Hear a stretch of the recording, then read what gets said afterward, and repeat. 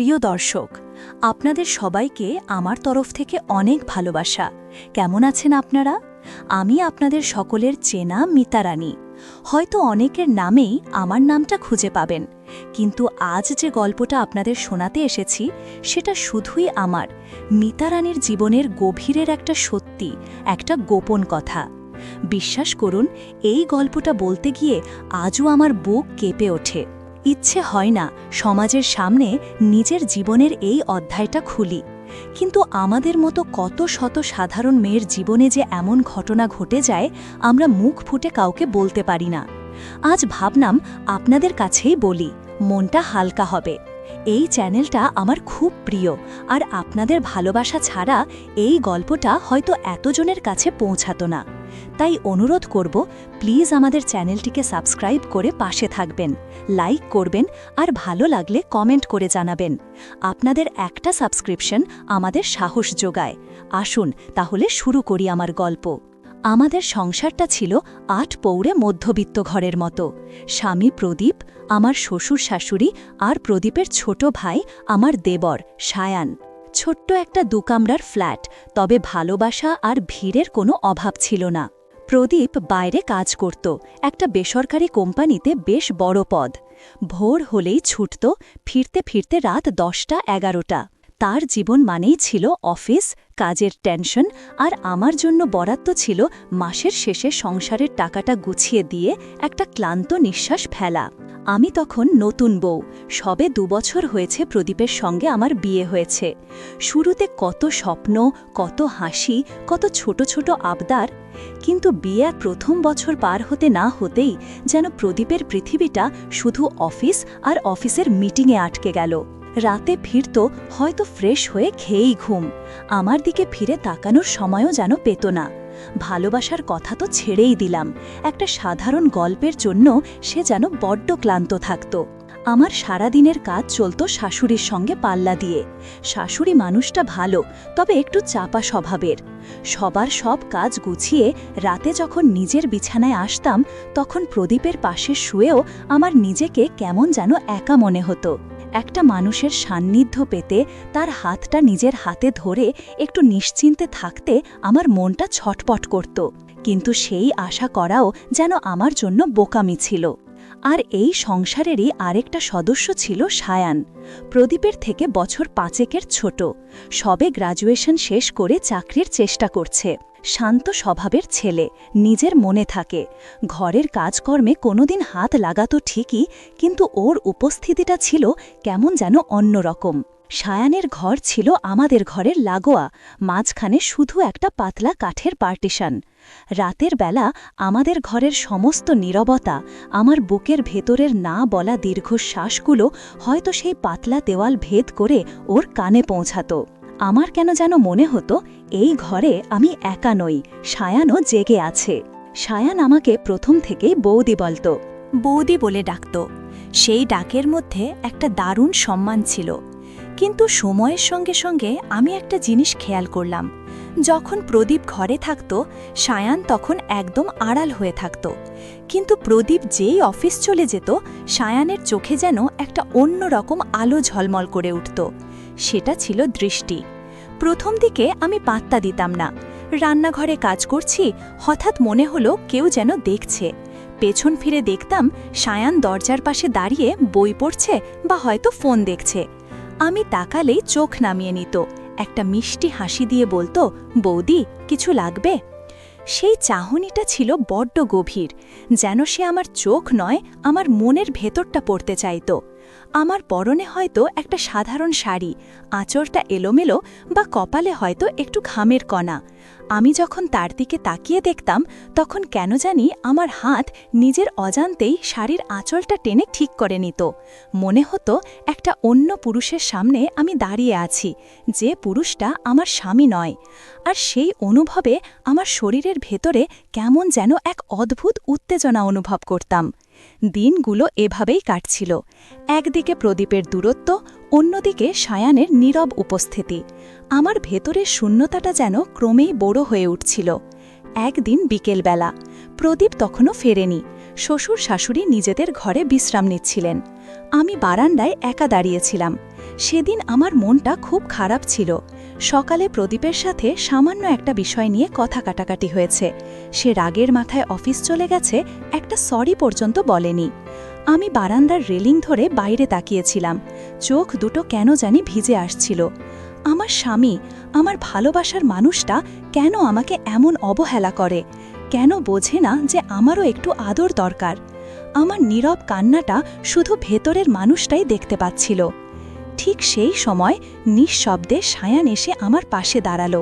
আমি ওর উপস্থিতি টেরও পাইনি।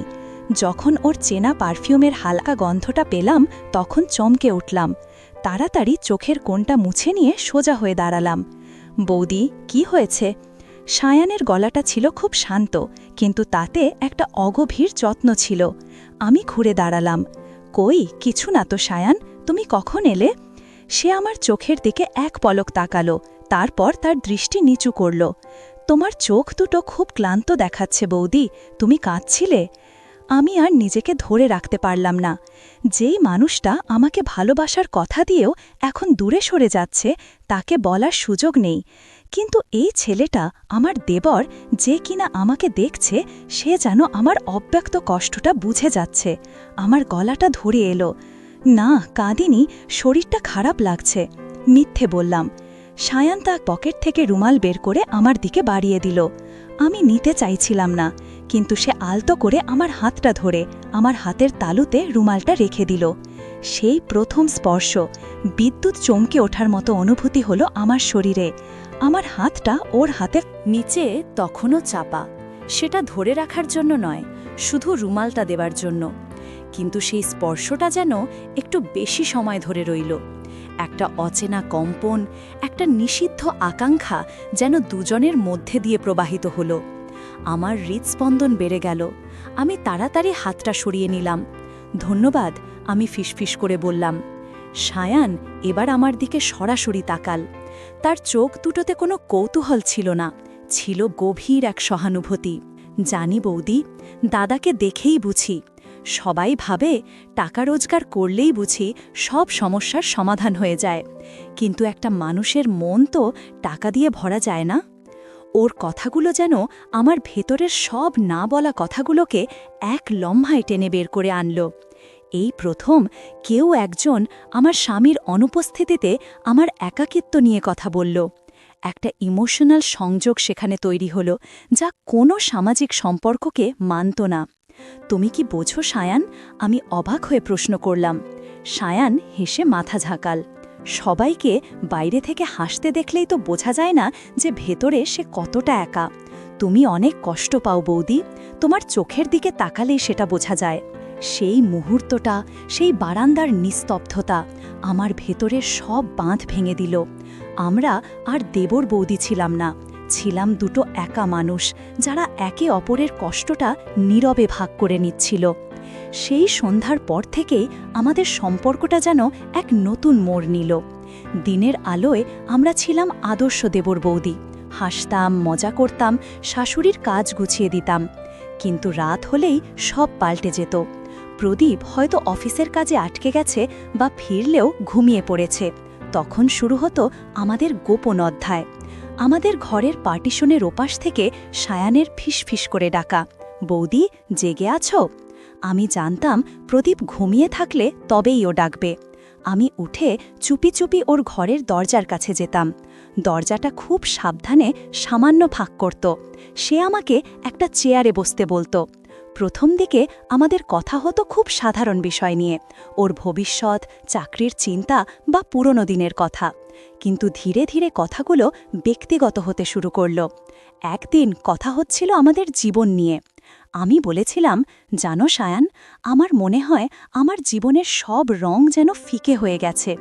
ইচ্ছে করে খুব জোরে হাসি, খুব মন খুলে কাঁদি, কিন্তু পারি না। একটা অচেনা মানুষ হয়ে গেছি যেন। সায়ান আমার কথা মনোযোগ দিয়ে শুনছিল। হঠাৎ সে আমার হাতটা নিজের হাতের মধ্যে তুলে নিল। অন্ধকারেও আমি ওর হাতের উষ্ণতা অনুভব করতে পারলাম। আমার বুকটা থরফর করে উঠল। হাতটা সরিয়ে নেওয়ার একটা ক্ষীণ ইচ্ছে হলো, কিন্তু পারলাম না। সেই উষ্ণতা, সেই নিষিদ্ধ স্পর্শ আমার ভেতরের শীতলতাটাকে যেন মুহূর্তের মধ্যে গলিয়ে দিচ্ছিল। তোমার কষ্ট হচ্ছে বৌদি, কিন্তু তুমি তো সবসময় সবার খেয়াল রাখো, নিজের খেয়াল কেউ রাখে না কেন? ওর কণ্ঠস্বর ছিল সামান্য কাঁপানো। আমি ওর হাতের মধ্যে আমার হাতটা ছেড়ে দিলাম, একটা দীর্ঘশ্বাস ফেললা। কেউ হয়তো জানে না যে আমারও খেয়াল রাখার জন্য একজনের প্রয়োজন, যার একটা আলতো স্পর্শে মনে হবে আমি নিরাপদ। সায়ান তার হাতের চাপটা আরও বাড়িয়ে দিল। এবার সে আমার হাতের তালুর উল্টো দিকে কবজির কাছে নিজের বুড়ো আঙুল দিয়ে খুব আলতো করে বৃত্তাকারে ঘষতে শুরু করল। সেই স্পর্শটা ছিল এত সাবধানে, এত স্নেহের, কিন্তু তাতে স্নেহ ছাড়াও যেন আরও কিছু ছিল, অন্য এক পুরুষের নিবেদন। আমি চোখ বন্ধ করে সেই স্পর্শটা অনুভব করতে লাগলাম। আমার শরীরে সেই সময় কি চলছিল তা আমি কাউকে বোঝাতে পারবো না।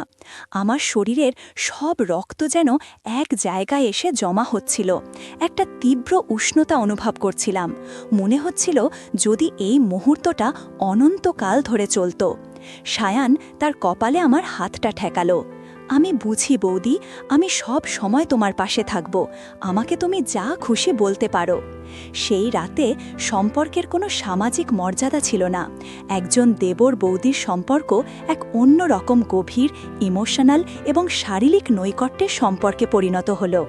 সেদিনের পর থেকে মাঝে মধ্যে যখন প্রদীপ রাতে থাকতো না, আমি আমার শাশুড়ির জন্য রাখা কফির অজুহাতে সায়ানের ঘরে যেতাম। কফির কাপে চুমুক দেওয়ার ফাঁকে আমাদের হাত ছুঁয়ে যেত, অথবা কথা বলতে বলতে সে আমার বাহুর ওপর একটা আলতো হাত রেখে দিত। একবার আমি ওর ঘরে দাঁড়িয়ে কথা বলছিলাম, হঠাৎ সায়ান চেয়ার ছেড়ে উঠে দাঁড়ালো। আমরা খুব কাছাকাছি ছিলাম, এত কাছাকাছি যে ওর নিঃশ্বাসের শব্দ আমি শুনতে পারছিলাম। আমাদের চোখ চোখই হলো। প্রায় 1 মিনিট আমরা কেউ কারো চোখের দিক থেকে চোখ সরাতে পারলাম না। ওর চোখে আমি সেই উত্তেজনা দেখতে পেলাম যা আমার শরীরেও একই সাথে অনুভব হচ্ছিল। ও হঠাৎ করে আমার কোমরের কাছে শাড়ির ভাঁজের ওপর আলতো করে হাত রাখল। কোনো জোর ছিল না, ছিল যেন একটা জিজ্ঞাসা, আমি কি এগিয়ে যেতে পারি? আমিও সেই মুহূর্তে নিজেকে আর আটকাতে পারলাম না। আমার সারা শরীর তখন কাঁপছিল। আমি নিজেকেই ওর দিকে সামান্য ঝুঁকিয়ে দিলাম। সায়ান তখন আমাকে তার শরীরের সঙ্গে আলতো করে চেপে ধরল। এটা কোনো কামুক আলিঙ্গন ছিল না, ছিল যেন দুটো একা আত্মার একে অপরের কাছে আশ্রয় খোঁজা। সে আমার কাঁধে মাথা রাখল, আমিও ওর বুকের কাছে নিজের মাথাটা গুজে দিলাম। বৌদি, সায়ানের ভেজা গলা।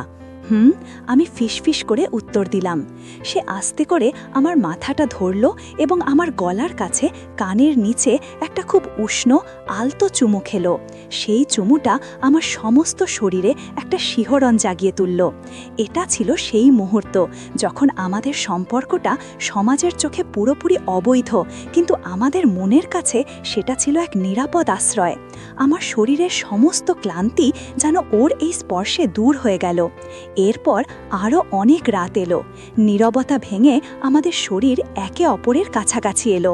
কখনো সায়ান আমার মাথায় হাত বুলিয়ে দিত, কখনো আমি ওর পাশে চুপচাপ বসে ওর কাঁধে মাথা রেখে ঘুমিয়ে পড়তাম। এই সম্পর্কটা ছিল সম্পূর্ণ আবেগ, ভালোবাসা আর শারীরিক টান দিয়ে গড়া, যার কোনো সামাজিক নাম ছিল না। প্রদীপ কোনোদিন কিছু জানতে পারত না, কিন্তু আমি জানতাম আমার জীবনের সবচেয়ে গুরুত্বপূর্ণ পুরুষটা এখন প্রদীপ নয়, সে হলো সায়ান, আমার দেবর, আমার একান্ত আপন পুরুষ।